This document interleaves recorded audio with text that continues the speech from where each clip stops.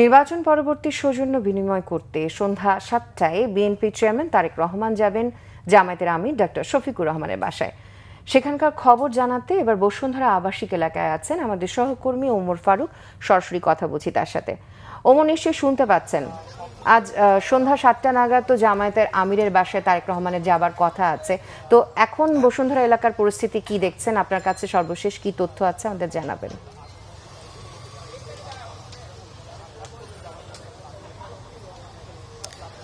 ত্রিনা, আজকে সন্ধ্যা ৭টায় বিএনপির চেয়ারম্যান তারেক রহমান জামায়াত আমিরের সাথে সাক্ষাতের কথা রয়েছে। একই সাথে সন্ধ্যা ৮টায় এরপরে কিছুক্ষণ পরে এরপরেই তিনি সাক্ষাৎ করবেন এনসিপির আহ্বায়ক নাহিদ ইসলামের সাথে। আমরা দেখেছি কিছুক্ষণ আগেই জামায়াতের আমির ডাক্তার শফিকুর রহমান তিনি তার যেই বসুন্ধরা কার্যালয় সেখানে তিনি প্রবেশ করেছেন এবং আমরা দেখেছি যে আসলে এই মুহূর্তে এখানে যারা তার যে বাসভবনের সামনেই সংবাদকর্মীরা অপেক্ষা করছেন যে তারেক রহমান কখন আসবেন।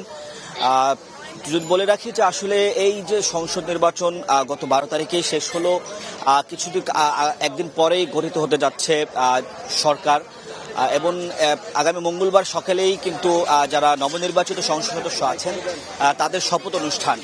তবে এই মুহূর্তে যেহেতু বিএনপি সংখ্যাগরিষ্ঠতা নিয়ে সরকার গঠন করতে যাচ্ছে এবং জামাত সম্ভাব্য বিরোধী দল হিসেবে সেখানে এইবারই শক্তিশালী বিরোধী দল হিসেবে তারা আত্মপ্রকাশ করছে। আসলে ধারণা করা চলে যে যেহেতু কিছুদিন আগেই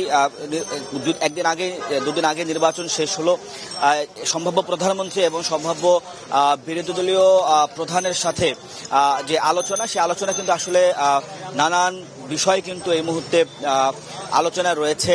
একই সাথে আমরা দেখেছি আজকে জামাত আমির বলেছেন যে আসলে তারেক রহমানকে তার বাসায় যে আসছেন সেটি তিনি স্বাগত জানান। একই সাথে আমরা বিভিন্ন মাধ্যম থেকে শুনেছি এর আগেও জামাত আমির যখন তারেক রহমানের সাথে সাক্ষাৎ করেছিলেন নির্বাচনের আগে, তিনি কিন্তু বলেছিলেন যে আমরা নির্বাচনের পরে আমরা সম্ভাব্য জাতীয় সরকার গঠনে আমরা বসতে পারি কিনা, যেহেতু একটা দেশের এই ৫ আগস্টের পরে অন্তর্বর্তী সরকারের দায়িত্ব গ্রহণ করলো এবং এই নির্বাচনের পরে দেশের যে বর্তমান যে পরিস্থিতি সেই পরিস্থিতি উত্তরণে জাতীয় সরকার গঠন হতে পারে বলেও কিন্তু এর আগে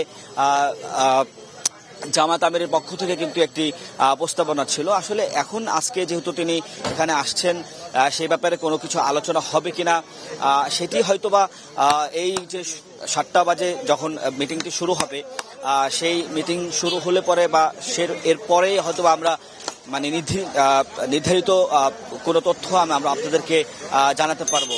তো এই ছিল বসুন্ধরা থেকে জামাত আমিরের কার্যালয় থেকে আমার কাছে সব শেষ। ধন্যবাদ ওমর। বসুন্ধরা আবাসিক এলাকা থেকে জানাচ্ছিলেন ওমর।